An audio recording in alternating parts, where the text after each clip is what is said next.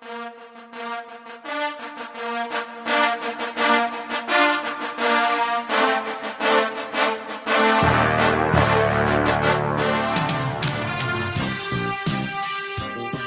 right. Hello, everyone. Good evening, good afternoon, good morning, and good night. It's Monday, October the 27th, 2025. It's the Fakeologist Show paired up with IPS, Infinite Plane Radio Society, IPS.monster, all his websites. And we're going to get right into it because we're a little late. We go about an hour. We might have to cut it a little short tonight because we're starting a little late, but hello, everybody, for joining. And the IPS has got his YouTube channels all hooked up. So welcome to the show, Tim. Hello. Hey, thanks for having me again. We're on YouTube and X. And I was by the river. I'm doing a series of charcoals on cottonwood trees. And I just had a terrible connection, so I had to zip back over here. So I'm glad you're here waiting. Yeah, no, I was going to wait a while. I'm just doing my accounting, which I'm miles and miles behind on. So I figure I'll just sit here anyway and I'll wait for the beep. Someone else came into the studio earlier named Lucas.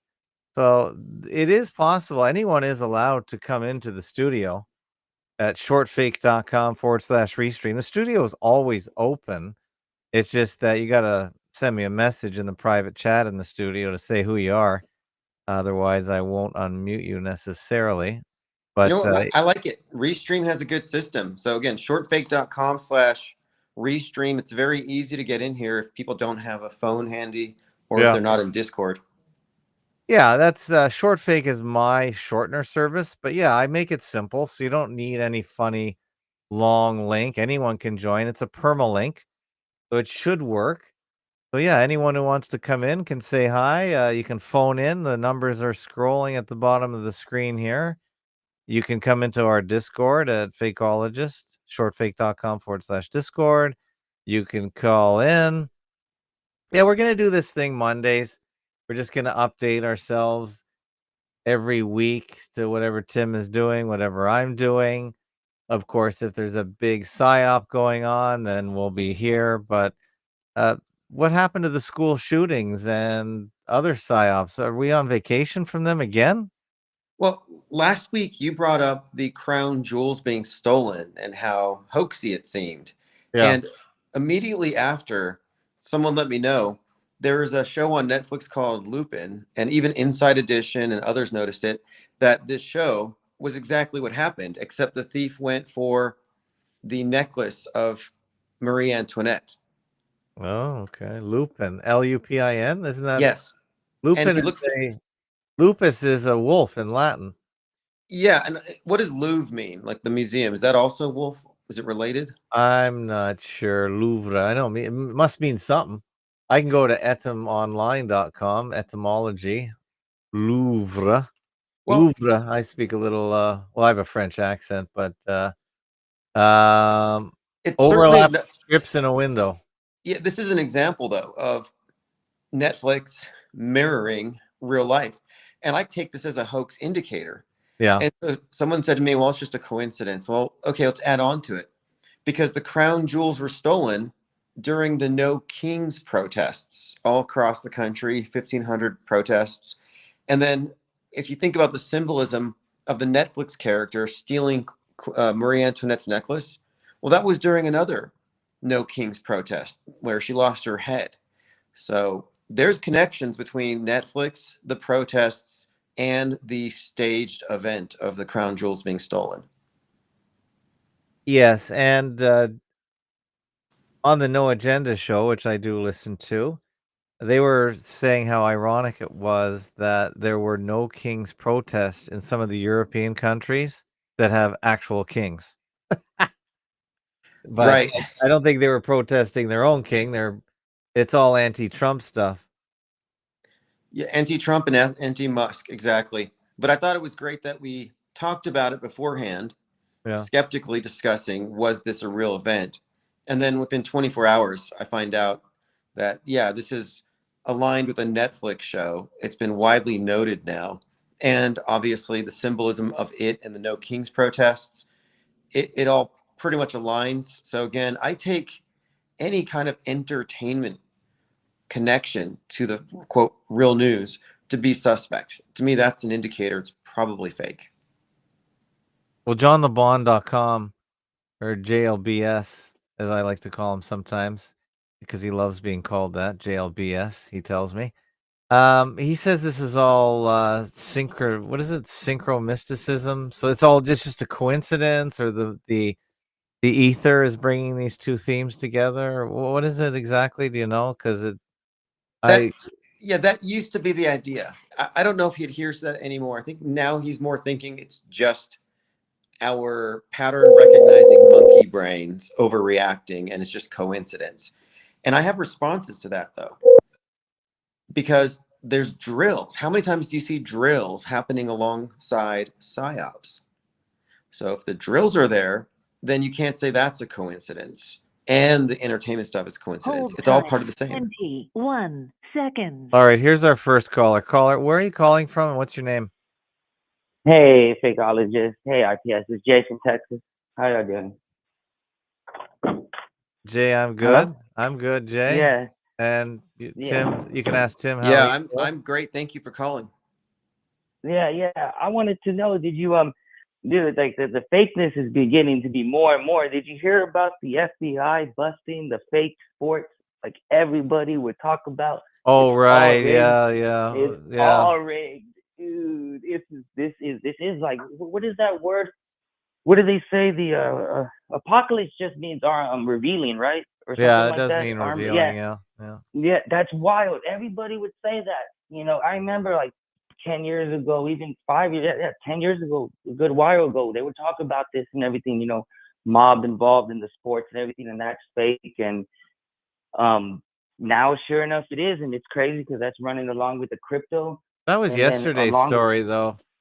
I think, wasn't it? well, That's I, that's well, yeah, it is kind of, but it ties in with this whole, like how you were saying, the predictive programming with the jewels being stolen, and the Marie Antoinette, and how there was like how you put those together, IPS, where there was a No Kings protest well, back yeah. then. I And wanted to get my view on that. I don't think it's synchromysticism or it's a coincidence. I think it's the same writers work for both sides. I yeah, think it's yeah, pretty simple. The guys that write the psyops write the TV shows. Does that not make sense? Isn't that easier? Yes. yeah, It, yeah. it's Or either that or the guys who write the TV shows are being fed certain script ideas on a regular basis. And these well, I script think ideas, they work together. they So have to. they work Yes. together. So the Snake Eyes thing, that wasn't that they were predicting the future. It's just that the guys, whenever they wrote the Charlie Kirk script, they went looking for ideas. So you got to go through old movies, I guess, and they write the old movies, and there's nothing new under the sun. So I they think you're know that mostly right. yeah, But every 20 years it's a new generation, so they don't watch old movies necessarily, so they don't even know about Snake Eyes. So it's easy. They're well, just lazy. there's definitely a relationship, but I don't think they're getting ideas from the movies so much as they have their psyop script Yeah. and they give that to the directors. So can you have planes crashing into buildings? Can you have Muslim terrorists? Can you do this type of scenario? So they're able to feed psyop concepts to the script writers to merge with their movies. And I Right. think that's the relationship. But there's no doubt there's a relationship. Well, all the top authors, come on. They're CIA authors. And Yeah. yeah, they're just they Well, get their isn't that Ghost Recon? Isn't that Ghost Recon that Tom Clancy, right? He's one of them too, right? He's a CIA yeah, I operative, and would he say his they get to make their money off the books, and as long as they write for the PSYOP industrial complex, it's all an incestuous family. They all work together. what It's just all business promotion. But check this out, fake colleagues. Have you seen the games that he made off those books? There's one game I think it was made in like 2004 called Advanced Warfighter or I Advanced haven't. Warfighter. Hold time, They go into 41 Mexico. seconds. They Hey, go into hold on, Mexico. Jay. We got another caller in. We're gonna take at the same time. Caller in, where are you calling from, and what's your name? My name is Kevin Mooring, and I'm calling from Missouri. Kevin from Missouri. Say hi to Tim Ozman. Say hi to Jay from Texas. What up, Hi, Jay? What up, Tim? What's up, Kevin Hi, Moring? I Tim. see you in Discord, very active. Appreciate that. Hey, I'm just going to tell you, if you look on Netflix, they have all kinds of like series and stuff about food shortages. And with the food stamps that's going on right now, and 42 million people losing food, 1 out of 8 people are on food stamps, and their families. Do you know Whoa, what I mean? that's not It's good. getting ready to get, yeah, it's getting ready to get serious. I think this food shortage thing is coming to fruition, and that's only going to get them to put more military on the streets. I will get off here and let more callers call in. Thank you both. Thank you. Thank you. Thank you. You're very respectful on the phone line there. Appreciate you, Kevin. And I don't really know about the food. Well, I just read in Canada, the food banks, which are free food systems, have longer lineups than ever. So is this, I don't know if it's a topic in the US. Kevin says it is. Do you guys know about it? Well, on November Yeah, 1st, there's a number of states, Alabama, California, New York, and about a dozen others, that are going to shut down the EBT because of the government shutdown. So this is obviously manufactured outrage because this is the month of Thanksgiving. And it looks to me like it looks like a setup for manufactured outrage, maybe even if it's not bad weather, rioting. But what he brought up was there's shows about food shortages. I wasn't aware of that. So I'm very interested to see what's in the minds of the masses right now. What are we being programmed for? yeah, it's a big distraction too. You're right, because it's hiding the underlying economical destruction of the farmers and ranchers. That a lot of that subsidized money goes directly to them. You know, the food stamp money is just a voucher.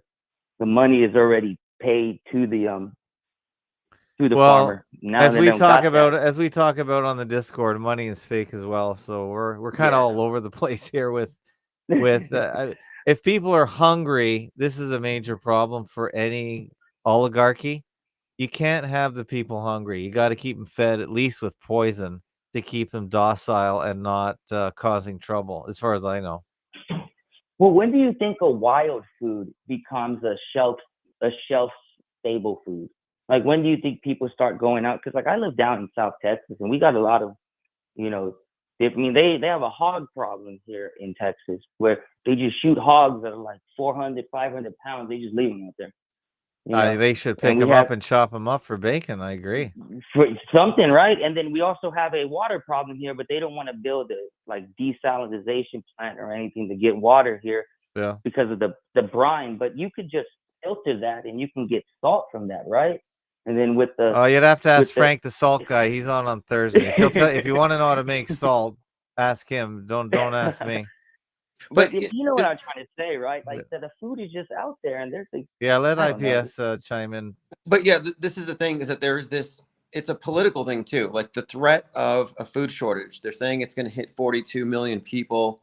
You have Rosie O'Donnell talking about instigating a blackout on the economy. So this is political. It's political warfare. It's Yeah. likely designed to incite hatred against Republicans. It's class warfare. And it could get interesting. I mean, this is the same time of year creeping up on when Luigi got onto the world stage and the class warfare conversation picked up. So Has that's that, kind of, I'm has looking, that been a year? Because this yeah, week is earnings for United Healthcare. So maybe there's a tie in there. yeah. I follow the financials now, as you know. Well, But there's not going to be riots here or looting here because they have locks on the refrigerators at the dollar store, and we're not on the list. okay. You got locks on the refrigerators now. That's pretty cool.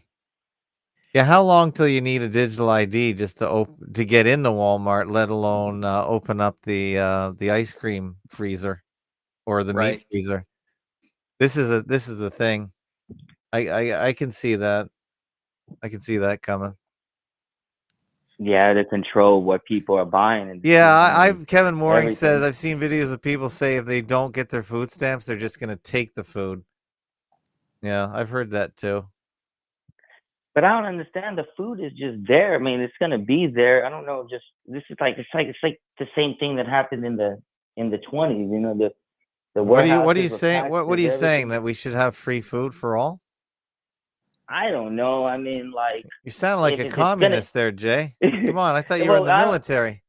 no, I am in the military, and that's what I'm saying. Like, if we have extra stuff, they don't like.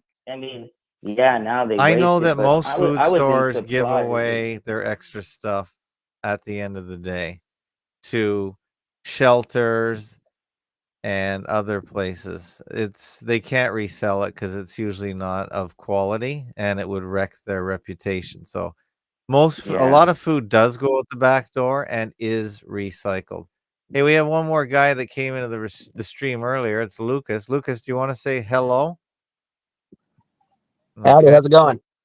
that's good. Lucas, where are you calling from? Kansas City, Missouri.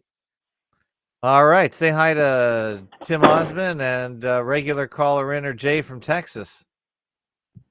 Hey Tim, hey Jay, how you guys doing? Good. Thank you for calling. Doing good. Doing good. Thank you for calling. Jay's running the show here. Go ahead, Lucas. Do you have any comments or questions for the panel? I haven't been able to tune in live today, but I've really been enjoying the CK coverage from Mr. Osman and from the fakeologist crowd in general. Okay. I, I had a couple. I don't want to be like actually, like a correction kind of guy, but some interesting things that Mr. Osman's brought up before. Um, So I was looking into that. He had that Charlie Kirk had that podcast, episode 33, where he talks about. I guess they're talking about killing pedophiles or something like public executions or something. Yes. So I didn't hear the part where he actually mentioned the televised execution, but what I thought was interesting was I looked into it. So that execution in France that they were referencing, it was actually a guillotine. The Yes. last time they ever used the guillotine. So I don't think it was actually televised, but I thought that was kind of fascinating with all the neck stuff, the neck symbology going on with all these cultural references and all that. So I found that kind of interesting. Okay, you're right. Right. For Um, people who don't know, it was on the episode of the podcast Thought Crimes, where he basically said he would advocate for televised executions, referring to PEDs, which who wouldn't want that? I mean, bring out the wood chipper. But the guy Tyler mentions, by the way, the last execution in France by guillotine was on September 10th, 77. So you got Tyler, you got the guillotine, and you've got the idea of a televised execution brought up all in the same breath on the 33rd episode of Charlie Kirk's show. So yeah, definitely a lot of the same points that we see in all the other predictive programming elements leading up to this. But you're absolutely right. The fact that it was a guillotine is a neck reference. That's another hit right there. Another thing on that note too, I remember you mentioned something about the Paris Olympics because I guess maybe it was in reference to the recent this fake jewelry heist at the Louvre.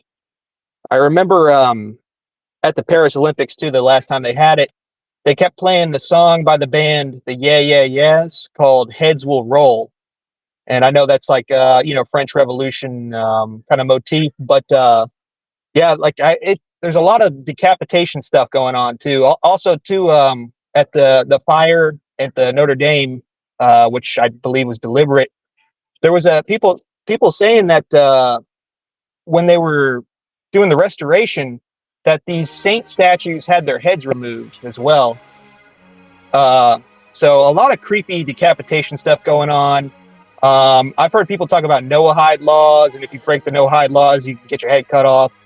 I don't know how much you guys have looked into that, but it's all this neck symbolism and the decapitation, I can't breathe, all that stuff. It seems to be lining up with that, in my opinion. I think so too. And the neck thing really picked up with the subway killing where the girl had her neck cut. And then you got Charlie.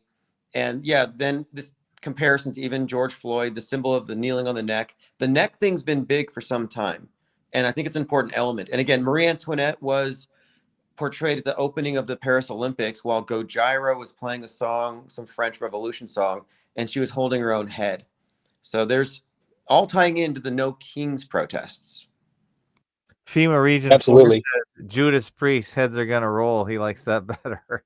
I don't know this yeah song. I never heard of it, but that's funny. Jim Carrey was just out like a week ago with his long gray beard, and he's just like, half of us imagine ourselves standing around with Donald Trump's head. And I'm like, wow. Really? Yeah, Jim Carrey brought that up. So that's been a theme. Okay, Jim Carrey. So that what's he saying? Is this recent? It's a recent viral clip. Hold on. Here we go. We'll play that. We'll play that if we can get the sound working. What the hell? Okay, here we go. Let's hear Jim Carrey. I don't like. Not only unsightly, but it's dangerous. I see that everybody's a hypocrite because everybody's imagined themselves standing there with his head. You know what I mean? I mean, maybe at least half the country. You know, we're in a tough spot. It's a very, very divided world, and those on I guess you'd call it the left side. I just call it the sensible side. Is, you know, we're sitting there watching this nonsense happen, and people come out and talk about it like we're kindergartners, you know, and covering for this president is like putting makeup on a melanoma. You know, not only. All right, what a surprise! Jim Carrey's on the left. There we go. Okay, that's a good one. That's just a good way to label people terrorists by the way he's talking right there. That's just incitement, you know. I don't know. They could label you a traitor. Well, not with like, because think of like they could try to. That's what they're trying to do with all this crime and everything. That's what the predictive programming, even with this heist in crime, and then like I was saying with the Tom Clancy, not only books but the games, like his games predict like in one of the 2004 Advanced Warfighter there in Mexico, and the political situation. Let's see if IPS. Do you know about that? The Clancy. No, but about the incitement thing, they have already said that Candace Owens has incited crazy conspiracy theorists to make threats against the people who really killed Charlie Kirk, and then she goes out on record saying Sam Altman, Elon Musk, and Peter Thiel are cyborgs and probably wouldn't bleed if you stabbed them. And she's pulled those clips from her show. But she's out there saying this stuff. And so there is a deliberate effort here, I think, to make it appear that free speech is a little too dangerous. Like we got to lock it down, like internet lockdown, like a mind virus pandemic. Well, you could say that Trump is the ultimate in just sort of a loose cannon for what he said recently in the last 24 or 48 hours about just he doesn't need to start a war against the drug runners. He'll just shoot them dead, he said, or something like that. Did you hear that quote? Yeah, that's right. And it's like with the bombing of the guys on the boat and stuff. Yeah, he's sending off some signals. And I'm wondering though, about his National Guard on the streets and stuff, what kind of theater that's going to result in, because they put the assets out there. They can pretty much fake anything, but it seems like they're setting the stage for something with the food. Yeah. He says we're just going to kill the drug people, or here we go. Maybe. If you are declaring war against these cartels and Congress is likely to approve of that process, why not just ask for a declaration of war? Well, I don't think we're going to necessarily ask for a declaration of war. I think we're just going to kill people that are bringing drugs into our country. Okay? We're going to kill them. You know, they're going to be like dead. Okay? Yeah. Well, the only problem is people want the drugs. That's the other problem. And Can I bring up something on that topic? Yeah, go ahead, Lucas. Go ahead. Well, you know, he was trying to claim that all this fentanyl stuff is coming from Colombia and Venezuela when there's no evidence of any of that. And actually, a lot of it's coming from Mexico. Yes. I just find it very interesting that the president of Mexico is this Jewish woman named Claudia Sheinbaum. And she wears a red string Kabbalah bracelet. And if you look into Trump's circle, you know, his ex-wife, Marla Maples, his daughter, his lawyer, Cohen, I forget his name, and then even Tucker Carlson, and there's even pictures of Vladimir Putin wearing this red string Kabbalah bracelet. You know, Yeah. I know that the official story is this guy's like a Christian or some bullshit, but yeah, I ain't buying that. You know, and I don't know. What I is think there's some opposite. what does that have to do Like, with drugs coming from Mexico, though? I know you've made a couple he, different topics there. he's obfuscating because I think they're doing some WWF kayfabe stuff where I think she's going to be set up to be like she's going to stand up to Trump, but I think they're all part of this weird Kabbalah Masonic cult.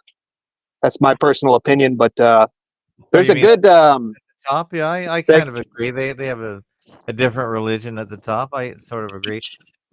yeah. There's another. I don't know what the deal with Canada and people named Tim is, but there's another guy, Timothy Fitzpatrick. Have you ever heard of the Fitzpatrick Informer?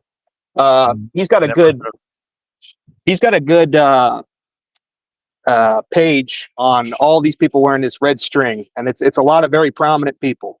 So I don't know if that's stuff you guys really touch on, but what website is that? I think it's fitzinfo.net. And if you put that into Google and put Kabbalah or something like that, you'd probably be able to find it. Hey, what do you think about what Marine Abramovich said about Donald Trump? She said he was a great magician. You think the guy's a wizard? Hold time 9 seconds. They're all into the occult, so I mean, I don't think there's any Christians on the world stage, and you know that's all performative. So yeah, they're all I into agree. weird esoteric cult kind of religions. Exactly. Exactly. Yeah. I've identified what appears to be the Gnostic Catholic Mass performed under the guise of a Super Bowl halftime show, like multiple times. So no, there's no doubt the people behind the scenes do have an esoteric version of what the masses participate in. Yeah, Jay, that's OTO, right? Hold on, Correct. Jay. I have to let you go because I got another caller in. Thanks for calling. Okay, thank you. Thank you, Jay. Jay from Texas. Who's the other caller? Where are you calling from, and what's your name? I'm calling from the South Shore of the St. Lawrence Seaway. It's John the Beggar. John the Beggar. Hello. Say hi to Lucas in the studio, and of course our guest for Mondays, Tim Ozman. Okay. Hi, guys. Hi, Lucas. Hi, Tim Ozman. Hey, good to hear from you. Okay, I was thinking that all this stuff about for drugs is nonsense. I go back to Freeway Ricky Ross, who came out and said that he was working for the government, and I think all the drug dealers, the big ones, the ones that get caught are either independents or they're people who the government has an employer-employee dispute with. I'm sure the local PD works very hard to stop the drug trade, but the government brings it in on a higher level, CIA, military intelligence. And I just don't think anything is anything more than theater. Okay.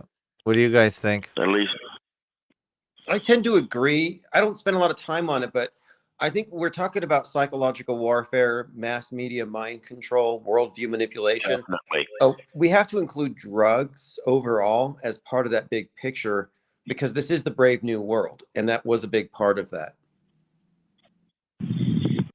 Absolutely, and they have their SOMA now because they have legalized marijuana. Does the same thing as SOMA did.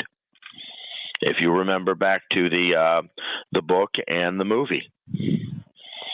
Yeah, remember, no more SOMA. Keeps them docile.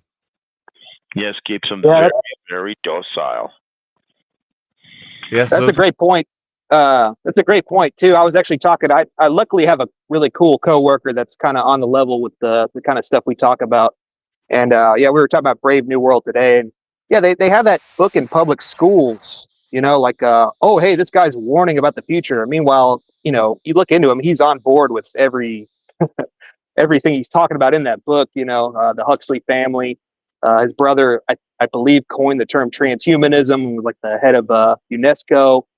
And yeah, I mean that guy's that system is definitely in place. I've you know, unfortunately lost some friends to drugs, especially the opiate kind of stuff. And yeah, I mean it's you know it's not predictive programming; it's the script. You know. Yeah, that's what they wanted people to do. They wanted people to die and to get sick and everything else. Yeah. And they're just massively killing people off. and most people are oblivious to it or don't want to admit that they took part in it. I met a guy today who did admit that he took that stuff, that the COVID shot was poison, because he had a stroke since then, and he was a bus driver, and that was really, interesting to start meeting more and more people that talk about it and say they regret having it, or someone says, my brother, or like me, my brother-in-law took the crap and did it. It's part of a bigger program, and the program for years was getting people to destroy themselves through drugs, and all the money leaves the country, but it comes back in through other banking, and it's washed into the society, and therefore the super rich get their cut. The drug dealers, they say they make millions. Well, the money launderers make billions and trillions. I actually don't think they want to depopulate us. I kind of think it's funny how on the right, they're always like in conspiracy theorists, so like they're going to kill us all. And then the other side says the opposite, that we have too many people. So it's either too many or we're running out, but they make it look like there's this incentive to get rid of us to maybe save the planet or something. And they like kind of justify it. And so I can kind of see where people arrive at this conclusion. I haven't seen evidence for it, but it's almost like they want to sell us on the idea. And how many of us are going to be replaceable anyway by AI agents, with just in a few years? That's another thing. I had a freaky experience with AI, and it has to do with this program. All of a sudden, I had to re-sign in on my Google, which I normally keep just open, and it referred to me. It said, "Are you John the Beggar?" Wow. You're famous. Which really got me, that it's on there, and I'm talking over the phone, and somehow this stuff is all putting it together. I could see how it could do that.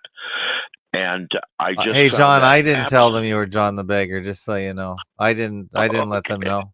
It wasn't me. You're Okay, obviously I going out over the internets, and you're being transcribed, and you're being data. You're being data mined all over the place. My podcast is free. Maybe I should charge the NSA for transcription services of the podcast. You probably should. You probably should. But I mean, it was just bizarre when it referred to me and asked me that for that. And does it know you're on the South Shore of the St. Lawrence Seaway? Because that would really nail it. That would really. It probably does, because it knows my IP address, anyways. Probably. Yeah. All right. I would presume that would. It's not hard to know. No, it's really not hard to know, but the fact that it did that, just for a second, it blew my mind. And for the record, I object to them doing that. So well, that's not going to stop them. That is, no, but I still object to it, for real, seriously. And like you say, it probably isn't going to stop it. But no, nothing's stopping it now. No, it just keeps on going, and so many people still don't want to see it, and they're into Trump's going to save us and stuff like that. And I tell them, Trump gave everyone the poison. He's not going to save you. And some people but say, he gave people what they wanted. Let's be honest. Nobody was. They were intimidated, but most people begged for it. But it's just, oh God, so many people took that thing. Yeah. It just still boggles my mind. Does it bother you? I mean, weren't most of them your political opponents anyway? No. Well, some of them were friends. Some of them were just people I know, relatives. Every walk of life, every stripe asked for it. They want it. They still want it in general. People want their drugs. I just thought it was like a left-wing thing. And it's like, why do you care necessarily if your political opponents are doing what they want to do? But well, I originally came from the left. Yeah. I was basically a New Deal Democrat my whole life. And when I see this, I see what's going on, but I can also see the attacks from the right too. And I look at it now as it's just two sides of the same coin, just like communism and fascism, two sides of the same coin. Because you look at the leaders, the last leaders of the of the communist bloc before it was thrown down. You had Ceausescu in Romania. He had started out in Hitler Youth in Romania, and so did Erich Honecker in East Germany. So they took the fascists and turned them into communists. And that's really actually bizarro. So you have to realize the whole thing is a skit, basically, a play. And they're just different layers, but they all work for the same oligarchs because it's whoever whoever funds the operation. Well, it certainly fits in the political horseshoe model, where far-right fascism, far-left communism, but they look the same until you get up close and get into the nuance. But they serve the same function. And yeah, they're both part of the theater of Psywar. I don't take sides in this because it's like, who's better, Proud Boys or Soy Boys? You know, both are competing, the Antifa, because they're both competing for government power. It's very infantilized. You can call yourself a group called the Proud Boys. It's like daddy government. Like, I don't get it. It's what I've said is I said, there's two rich guys. They go to the same country club. They won't let any of us in. One owns Antifa and one owns the Proud Boys. And at the end of the day, they have a $5,000 bottle of scotch together and have a good laugh at all of us. Yeah, it's a duopoly, like media, mainstream and alternative. It's a duopoly. If you're not mainstream or alternative, you don't have a voice. Forget even being censored. They don't even notice you to censor you. Well, they noticed John the Beggar. Well, you're famous, John. I think I am. But yeah, I just when I heard you talking about the drugs, and I can't remember the guy, the big drug man out of Colombia, the big drug lord, Pablo Escobar. Pablo Escobar. He's just competition. I don't think. Do you think he existed, or do you think that was just a cartoon? Well, character? his son claimed that he worked with the CIA, so who knows? His son has claimed that publicly, and I believe it. I think you work with the CIA until you make one wrong move, and then you don't work for them anymore. I guess when it comes to business. I don't know if it's that you don't work for them, or they just retired him to a different location, like they probably did for Freeway Ricky Ross. Yeah. So you're convinced the CIA runs the drugs?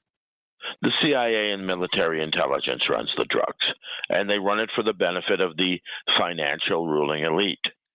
They make money off of it, and I have no doubt about that. And it's just a bizarro game.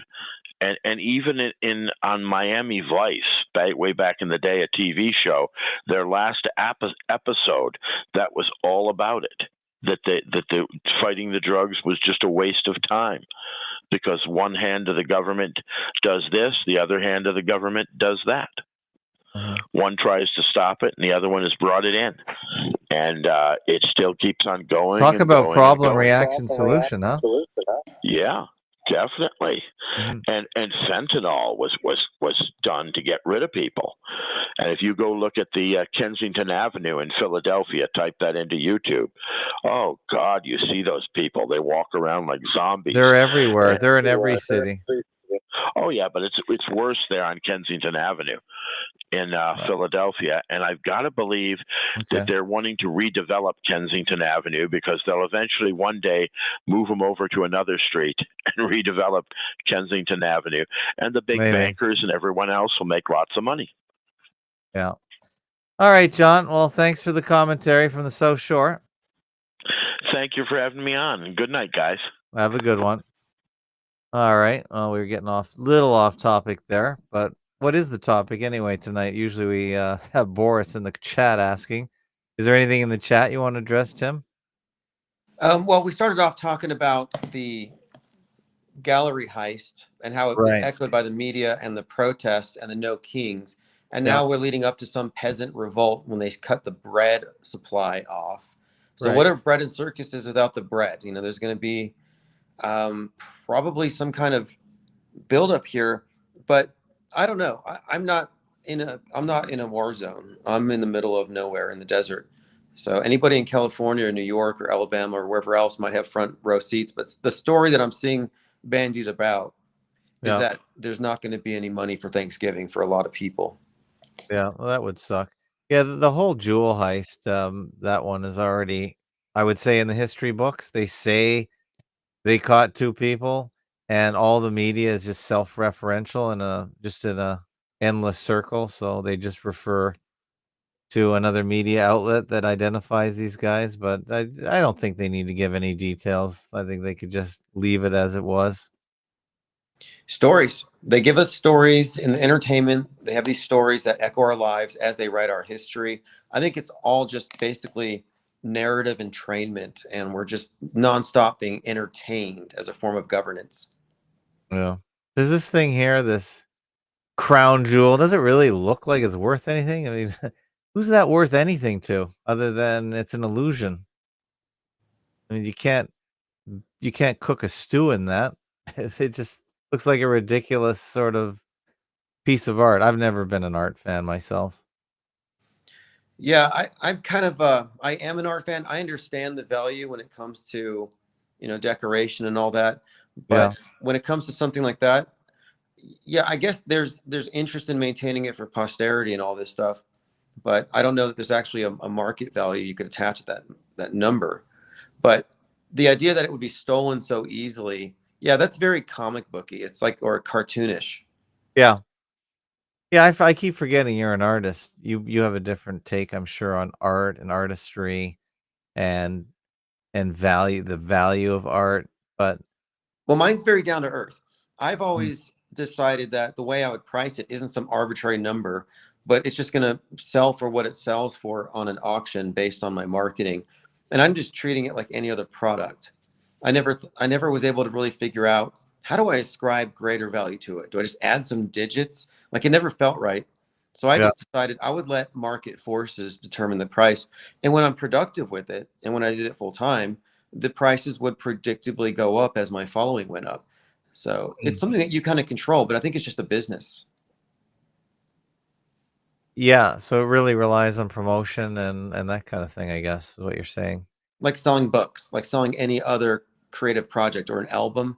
Yeah, I Yeah. don't think there's anything necessarily special about originals, especially now since copies are so ubiquitous that it's almost meaningless. I mean, I think at this point, it's definitely something that is highly challenging to do, to do anything in small business, but to make your own products and market it, that's the hard part, which is why I don't rely on it entirely.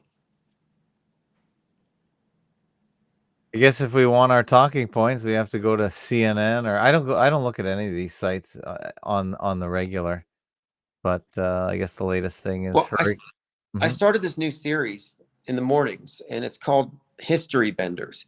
And what we're doing is we're actually taking major fake events, Okay. and we're kind of going back and saying, okay, what fake events, or rather, start with the fake event. What movies foreshadowed this? Were there any drills concurrent with it? What about real-time releases? Mm. Where do we And find as we're that? Where do we find that? History on my event? YouTube channel. Oh, okay.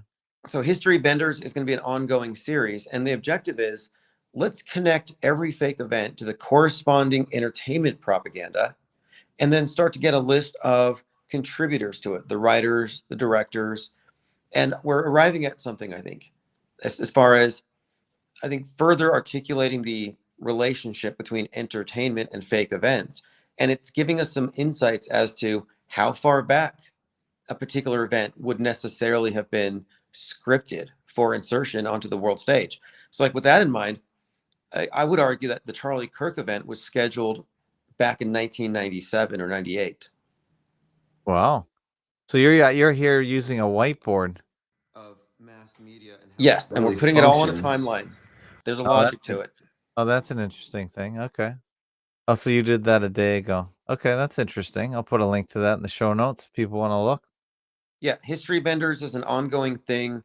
And then after I've done about 15 or 20 of these, I'm going to condense it into like a 1 hour uh, whiteboard presentation where I'm trying to make the case here that we can demonstrate our history is being enacted in front of us, but that it's actually scheduled in advance.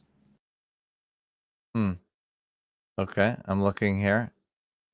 I mean, for example, every PSYOP is obviously scheduled in advance and it pretends to be spontaneous. So I'm just saying, that we need to think about how far back the scheduling and planning goes for these events and what it says about news in general, not to mention history. And we have enough here to make the case that our history is being created proactively, which has tremendous implications for everything. So it's this massive conspiracy that we're looking at. Did you put these history benders on your Odyssey? Because I don't think they came up on my phone. No, I'm going to have to, when I kind of left where I was abruptly and I left my laptop behind. Uh-oh. I So hope you can get it back. I'm not going to. I've already written it off. So what I'm doing is I'm kind of like not able to do my archiving at the moment, but I'm going to stop at a library tomorrow. Okay. Well, you're really on the run. People need to support IPS. I'm kind of at an oasis at the edge of town, focusing on some writing and stuff and developing these concepts. But I plan to be back in an office once the royalty checks from the book start rolling in at the end of this month. So I think I'm going to pick it right back up. And it's just I had to make some abrupt changes, but it hasn't really affected the workflow. Okay, well, that's good to see. So I'll have to grab these off your YouTube channel if I want to watch them. So because I'm subscribed to about 3,000 YouTube channels, it's really impossible for any random video from a channel I'm subscribed to pop up on my screen and get my attention because it's just too much content. Well, I will definitely be condensing this content from History Benders. It's like a series, but I'm going to condense it into a few shorter videos or succinct videos, maybe an hour each, and I'm going to blast those because I think this is a crucial turning point for anybody who's involved in media analysis, media fakery, because now we not only have an answer, an explanation for all the eerie media coincidences, but we can actually demonstrate what they're doing just by examining these repeated patterns that they're implementing fake events through the medium of the theater of Psywar, just basically street theater, flash mobs, psyops, and they're actually adding to our historic record. And this has a long-term effect. It's got long-term planning involved, but the long-term planning is the key thing here. And I think that's a big secret. And the fact that we can demonstrate this with a timeline and looking at common denominators between predictive and concurrent elements, I think it's kind of case closed. We're looking at a manufactured history, but I need to be able to demonstrate this. Mm-hmm.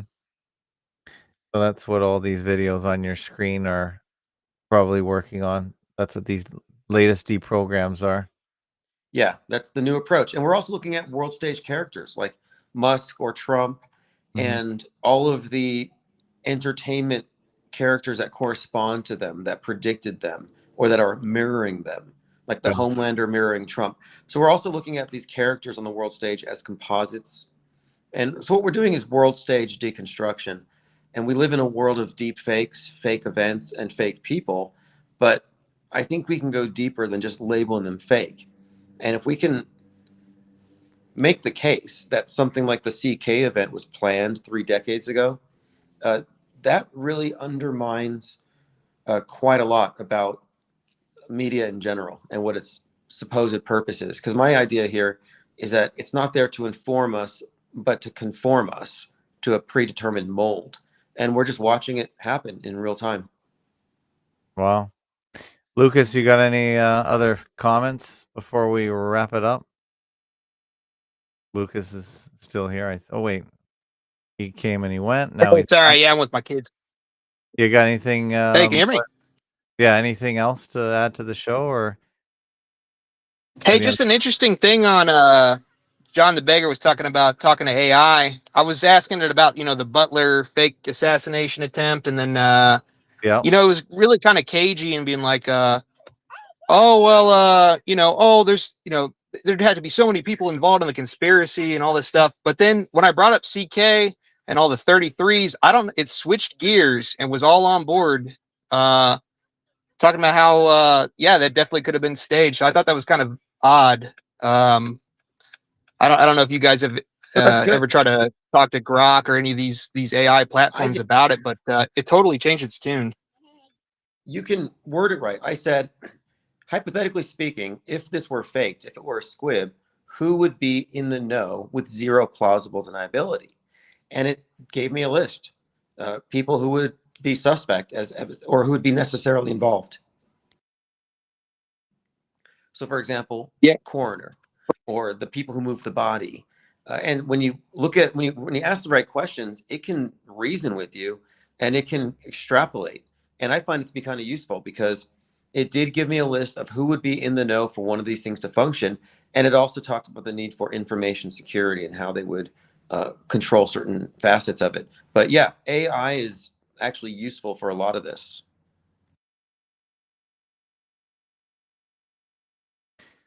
Alrighty. Well, any more caller in, as we're going to wrap it up in a minute. Yeah, the Charlie Kirk thing is right off my radar, so that's now history. We've got the Louvre history.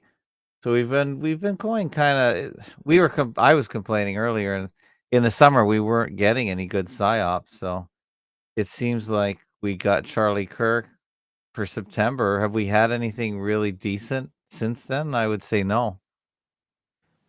No, Yeah. not at all. And the No Kings protests were underwhelming. I think we're all getting ready for the holiday seasons. I'm very skeptical that they're going to mobilize mass lootings of grocery stores in November, on account of the weather. I don't think it's going to happen, but we'll see. Oh, is that scheduled?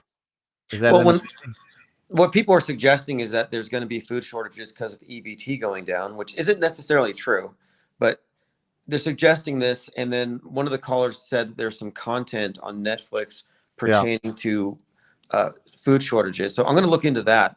If that's the case, then I'll be inclined to think they're going to instigate or fake something or whatever. But we'll see if it's on the PSYOP menu. Well, they're calling it food shortages, but it's money shortage to buy the food. The food is going to be there, but the money for the people that don't have anything to buy the food isn't there. Isn't that? That's actually a valid point. Because the food is still in the store. But so you think that's going to be a big deal? I don't think so. I mean, it's not going to be. It's a nothing. I find it hard to believe that people are going to just foolishly go loot food. What, canned foods? I mean, what kind of food are we talking about? Dining and dashing? I don't know. I just think they love the threat of the thing. This is like Saul Alinsky Rules for Radicals #9. The threat of the thing is more terrifying than the thing itself. And if they drag out the fear, we're going to take your food. Yeah, it scares people. And then at the end of that news cycle, they switch to something else, like space junk's going to kill you when you sleep, or space junk's going to shut down and we have blackouts. Like, they're going to switch to another fear. 1 month it's World War III, the next it's Civil War. It goes back and forth. Yeah. Yeah, we haven't had any real good fear lately. I haven't heard about an asteroid hitting the Earth, or it's been pretty quiet, which is well, it keeps the view counts down on our sites, that's for sure. Yeah, PSYOPs are good for business. I mean, I spell it with the $, and it's very good for our business. Yeah. I'd say this Charlie Kirk thing really gave the IPS think tank a reboot. I relaunched Discord. We've got like 160 people in there. It's very active. Yeah. It really gave this whole thing new life because it gave us a recent example and some of the boldest, most egregious examples of concurrent programming where they're not even hiding it. And it involved a lot of people because Snake Eyes went viral. So anyway, I'm really pleased about the whole Charlie Kirk thing. I think it really was helpful for us. And I don't know, maybe we'll have a good seasonal PSYOP, now that it's fall, but I'm not sure. I was thinking perhaps maybe Fallout's on the menu based on what I saw in The Tempest, but we'll see. We'll see. I don't have any specific predictions or extrapolations at the moment, but it does seem to be on the menu at some point in the future. Fallout. Okay. So, are there any upcoming Netflix series that could be considered predictive programming that we should watch out for? My subscription expired. I'm going to have to look because yes, yeah, that's how I get all my information, right? Netflix. That's not really true. I say we're on Planet Netflix in the Disney universe, but I'm just referencing the fact that any number of fictional universes can be used as conduits for the propaganda to enhance their psyops. It's not merely Netflix, it's everywhere. It's magazine covers. We've talked about these things at length. And so what I'm working on now is systematizing our findings into a series of charts and mapping it out and putting some order into this to show that this isn't all chaos and random eerie coincidences, but this is in fact intelligent design regarding our scripted future. Okay. Well, on that happy note, we'll put links to your channel, Tim Ozman of IPS.monster, to check out. And I'll have to catch up on your YouTubes now. I downloaded a few of them while you were talking, so I'll check that out. And if anyone wants to support Tim Ozman, IPS.monster, that's where all the links are to help him out. Do you still do the Patreon, or what's your latest? Yeah, it's on there. I generally have people subscribing to my Substack. I do have a Patreon, and I set up a GoFundMe for The Office. Oh, I see that. And The Office is really just weeks or a month away. Once I have it, we're going to turn the 24/7 back on. I have an AI agent ready to integrate with the chat in our Discord, because I do want to open up the think tank. I want to increase our numbers again. Now that I think there's a bigger number of people who are not satisfied with the alt media explanation for Charlie Kirk, who notice the eerie coincidences. Like, I think we have some answers that a lot of people will want to hear and who will understand. So yeah, this is I'm looking at the I'm looking at the bottom. You got everything activated here. Super Chat, Cash App, Venmo, PayPal, Stripe, Patreon. You've got it all covered. Okay, that box of buttons there, I asked ChatGPT. I gave it a list of my links, and I said, give me the HTML code, blue buttons, white font that I can throw into my blog. So another thing I use AI for is putting elements on my website. Oh, that's great. Where's your Bitcoin? I need to add it. I've been remiss. I got to get back into that. I'll probably add it as soon as I get to the desktop computers at the library. Well, you can do it off your phone. Just take a screenshot of your QR code. I use well, there's a million wallets, but the Lightning wallet that is pretty good is walletofsatoshi.com. That way you can take sats, which are 1/100 millionth of a Bitcoin. So if someone want to give you $1, there's no fee. Oh, that's helpful. Okay. Yeah, it's for micropayments. So I really recommend it. Wallet is Satoshi. It's free. You can either have it on their server, or you can have the keys to your wallet yourself. It's your choice. Some people like the convenience of leaving the money on the Wallet of Satoshi website, or again, you can create your own keys. But if you lose your keys, you lose your wallet. So a lot of people don't like that responsibility, which is fine. But if you wanted to use it to it's all accelerant. We want to fuel this thing. What we're pushing for is a paradigm shift in enough people that what we're doing becomes a separate platform from alternative media, and it has to be self-aware as a distinct group in order to be effective. And so any support to the channel, any comments, any financial contribution, anything is going to that specific end. Again, we're talking about paradigm shift, and it needs to happen. There's a lot of stale ideas that have been dominating this area of discourse for too long, and we have the ammo now to create a bit of a disruption, and it should be very productive. So thanks for having me on. I think this is a great thing to catch up every week. You were prescient about the crown jewels. Turned out to be probably fake as heck. Oh, yeah, I think that was pretty easy. All right, yeah, thanks for coming on. We'll see you next Monday around 8 o'clock. If you could, that would be better. Earlier the better. Now it's dark out at night. It'll be 1 hour backwards, and so it'll be really dark in the evening. I'll be in sooner. I won't be by the river. Yeah, it'll be too dark at 8 o'clock next week, when I think all the clocks go back this Saturday. So thanks a lot to Tim Ozman of IPS.monster. Thanks to the callers. Thanks everyone for joining. Chabruta in the chat says, we suck. Okay, well, you suck too. But you really must suck if you're listening to a podcast that sucks, don't you think? but I like this kind of podcast. I like talking to Tim. He's got a lot of good stuff, and we appreciate all he does, and we appreciate this conversation. So, all right, Jan, to you. Go to sleep, Chabruta. You got your 15 minutes of fame. I hope you're happy. Thanks to everyone else. Wow, pretty good crowd. Over 100 people on the combined podcast. Infinite Plane Society. There's quite a few people on X that I don't see in my display, and on FAK1151 and on our audio streams. So it was a pretty good show. Pretty good summary. Tim Ozman, thanks a lot. Thanks. See you next week. Yep. Take care, everybody.